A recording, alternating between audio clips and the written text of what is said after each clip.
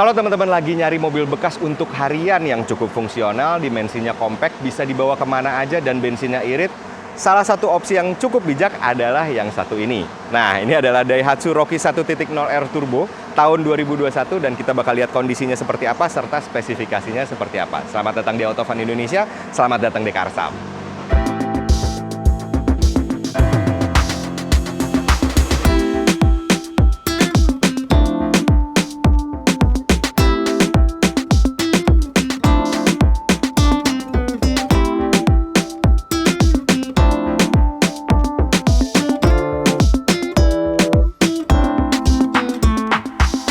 Anyway, Rocky ini adalah tipe R 1.0 Turbo, yang mana cukup spesial juga karena ini yang bertransmisi manual, teman-teman. Jadi kalau teman-teman lebih sering lihat yang Matic, ini serinya agak unik juga. Dan R itu sebenarnya adalah trim yang cukup tinggi juga. Jadi Rocky itu kalau misalnya teman-teman ingat, ada tipe X, ada juga yang tipe R, dan masing-masing itu punya opsi yang beragam dari mulai transmisi CVT dan manual. Udah gitu ada juga di tipe R ini ada yang pakai ADAS, ada yang enggak juga, tapi anyway ini yang nggak pakai ADAS. Terus ada juga opsi dengan body kit ADS atau non ADS. Nah, jadi identitas mobil ini adalah Rocky 1.0R Turbo dengan body kit ADS, udah gitu transmisinya manual, jadi kastanya ada ya seginilah, hampir tinggi teman-teman. Masih ada beberapa level di atasnya lagi gitu. Tapi seberapa menarik sih emang mobil ini? Kita lihat dulu ya teman-teman.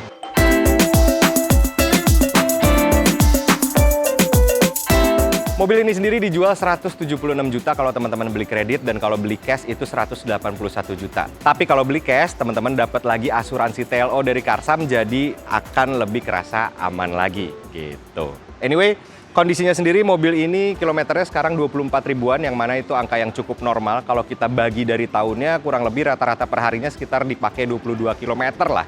Yang mana itu nggak terlalu gondrong, juga nggak terlalu rendah. Jadi mobilnya dipakai dalam kondisi yang sewajarnya gitu teman-teman. Terus kondisi bodinya sendiri semuanya relatif masih pada pristine, masih strukturnya juga pada utuh tentunya, dan panel-panel gap segala macam ini juga masih pada bagus karena emang mobilnya satu juga masih cukup baru, relatif baru usianya. Dan yang kedua adalah kalau di Karsam emang ada 175 titik inspeksi sebelum masuk, jadi udah terkurasi dengan baik sehingga nggak ada bekas kecelakaan besar gitu teman-teman. Jadi aman ya. Terus mobil ini juga tentunya udah dapat garansi 1 tahun, yaitu udah dapat garansi mesin, garansi AC, juga garansi transmisi. Jadi selama 1 tahun ketika teman-teman habis beli, hal-hal itu tuh masih ditanggung oleh Karsam ketika ada kerusakan gitu. Dan yang menarik adalah ketika misalnya nih teman-teman habis ngambil mobil dalam 5 hari, dalam kurun waktu 5 hari ngerasa nggak cocok, itu bisa di buyback lagi sama Karsam, jadi tinggal dibalikin aja kalau nggak cocok. Untuk mobilnya sendiri, ini adalah jenis subcompact crossover. Jadi emang dimensinya cukup compact, tapi dia cukup tinggi dan cukup leluasa untuk dibawa kemana-mana. Gue sendiri pernah ngetes, waktu itu sebenarnya pakai race, tapi karena ini mobil yang basisnya kurang lebih sama, bener-bener hampir semuanya mirip, sehingga relevan juga bahwa mobil ini dikatakan bisa leluasa untuk berjelajah lah gitu, untuk masuk-masuk agak ke tanah-tanah atau permukaan yang kurang bagus. Ini masih aman ground clearance-nya. Terus secara looks dia juga masih stylish, masih kelihatan seger karena mobil ini masih sama persis sama apa yang ada di showroom yang barunya gitu loh, belum berganti generasi sama sekali, bahkan belum ada facelift-nya. Terus si Rocky ini juga kalau misalnya kita bandingin sama race, mukanya emang ada perbedaan di grill sama tampilan muka lah ya, raut mukanya beda. Tapi entah kenapa, dari perspektif gue yang cukup subjektif ini, gue lebih senang melihat Rocky karena grillnya lebih simple, lebih kecil, lebih kelihatan Jepangnya gitu ketimbang race. Tapi ya itu soal selera, teman-teman lebih suka Rocky apa suka race. Kalau gue sih lebih suka Rocky ini, apalagi dia udah pakai two-tone gini, atasnya hitam, bawahnya merah, lebih enak dilihat. Rocky sendiri punya 2 opsi mesin, ada yang 1200 cc tanpa turbo, ada juga yang seperti ini yaitu 1000 cc 3 silinder dengan turbo. Dan ini adalah mesin yang cukup menarik karena walaupun cc-nya sebenarnya bersihnya aja nggak nyampe 1900 sekian gitu teman-teman, dan 3 silinder, tapi powernya itu cukup ngisi banget, bahkan lebih dari cukup outputnya gitu. Dia bisa ngeluarin sekitar 90-an PS dan torsinya di sekitar 140-an Nm, yang mana angka itu bahkan bisa keluar peaknya di 4000 rpm sih torsinya. Dan untuk mobil segede gini, itu udah bener-bener bisa terakomodir dengan baik dan dia punya konsumsi bahan bakar yang pernah kita tes juga di race waktu itu.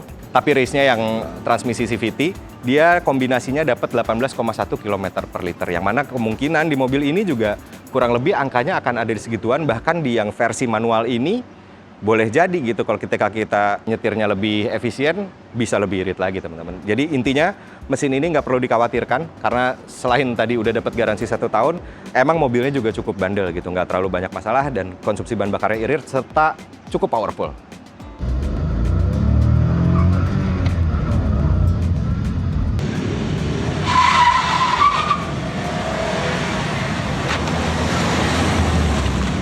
Fitur dari Rocky yang kastanya cukup tinggi ini juga udah cukup praktikal dan fungsional. Salah satunya ketika kita masuk, kita udah dapat smart key yang tentunya juga berkaitan dengan cara nyalain mobilnya, yaitu cukup dengan tekan tombol di sini alias pakai start stop button gitu.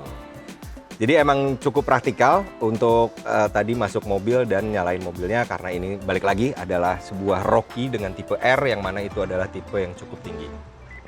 Terus di dalam sini fiturnya yang langsung bisa kelihatan adalah kokpitnya sendiri. Kokpitnya itu kalau di tipe R dia udah pakai digital, full digital di sini nih. Jadi displaynya pun teman-teman bisa ganti kalau emang pengen ganti-ganti temanya. Terus di sini juga udah pakai head unit yang bisa terkoneksi dengan Android Auto dan Apple CarPlay, dan itu adalah salah satu kelebihannya dari Daihatsu Rocky ketimbang Toyota Race. Karena Toyota Race itu head unitnya masih pakai koneksi T-Link gitu teman-teman. Sementara di sini udah ada Android Auto, Apple CarPlay. Jadi cukup praktikal lah untuk konektivitas ke smartphone gitu. Terus tentunya di sini juga kontrol-kontrol AC udah pakai tombol, serba tombol. Memang sayangnya nggak ada heater, tapi untuk di iklim tropis seperti ini harusnya sih udah cukup lah fitur seperti ini. Apalagi AC-nya Rocky Race, pokoknya platform di NGA itu dinginnya cepet banget dan emang bener-bener dingin lah si AC-nya itu, kepake banget. Gue sendiri udah beberapa kali ngerasain, itu salah satu fitur sederhana yang ternyata sangat kepake di iklim yang lagi panas-panasnya ini. Terus di bawahnya juga ada soket 12 volt, ada chargeran juga, soket USB, dan beberapa kontrol di setirnya untuk kayak audio, ngelihat trip meter, dan untuk ganti-ganti mode di kokpitnya. Terus soal safety-nya sendiri, memang ini bukan kasta paling atas, karena kasta paling atas itu dapat ada, sementara yang ini nggak dapat teman-teman. Dan ini karena ini juga versi yang manual, jadi safety-nya itu adalah punya dual airbag, udah gitu ada stability control dan rem ABS serta EBD. Fun fact, di Rocky itu sistem safety nggak ada yang disunat sampai trim terendah sekalipun. Karena di tipe X itu setahu gua dia juga tetap punya stability control, tetap punya dual airbag, juga tetap punya rem ABS dan EBD. Jadi si basic-basicnya tuh udah terpenuhi lah safety dasarnya. Anyway, ada yang unik nih di sini nih. Si transmisi manualnya itu rasanya kayak short shifter teman-teman. Jadi nggak panjang gitu, kayak cuman set, set. Dan emang di transmisi manual ini ketika kita tadi nyobain dikit-dikit nyetir, ternyata tenaganya kayak lebih ngisi lagi gitu. Jadi momentumnya bisa kita atur secara manual. Tapi kalau teman-teman pengen yang matic, pilihannya juga cukup banyak karena harganya juga rata-rata udah berada di bawah 200 juta. Menarik kan?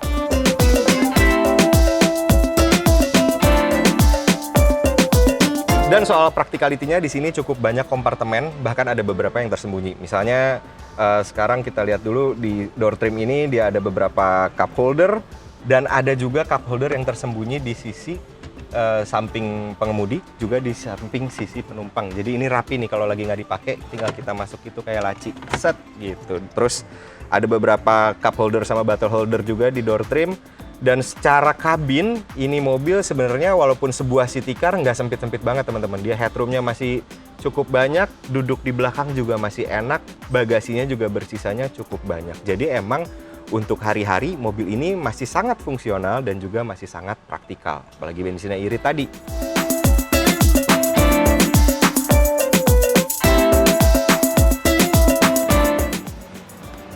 Jadi overall untuk harga 176 juta, mobil ini bisa jadi pilihan yang cukup bijak buat hari-hari teman-teman. Apalagi di harga di bawah 200 juta itu opsi untuk Rocky atau Race juga masih cukup banyak. Mau yang matic, mau yang trim levelnya apa, itu opsinya cukup banyak lah. Tapi kalau teman-teman tertarik sama unit ini, bisa langsung kunjungin websitenya Carsam atau langsung datang ke dealershipnya Carsam. Karena setiap mobilnya udah diinspeksi 175 titik dengan bebas kecelakaan berat. Udah gitu dapat garansi mesin, transmisi, dan AC juga. Dan juga kalau misalnya teman-teman nggak cocok abis ngambil dalam 5 hari, itu garansi uang kembali, bisa di buyback lagi. Dan tentunya teman-teman juga terima jadi ya. Jadi kalau misalnya ngelihat pajaknya udah mati atau belum, di sini pasti pajaknya udah dibayar, udah dijalanin gitu. Jadi terima jadi, mobil tinggal pakai. Gitu. Anyway, terima kasih udah nonton Autofun Indonesia. Jangan lupa juga subscribe channel kita, komentar di bawah untuk diskusi lagi. Siapa tahu teman-teman punya opsi mobil bekas yang lebih masuk akal lagi. Silahkan komentar di bawah. Dan jangan lupa juga kunjungin website kita di www.autofun.co.id. Serta kalau mau nonton yang motor bisa ke Motofun Indonesia. Anyway, kita juga satu grup ya sama Carmudi dan Mobil 123. Kunjungin juga website mereka dan juga channel YouTube mereka. Helmi Afriandi pamit, ciao!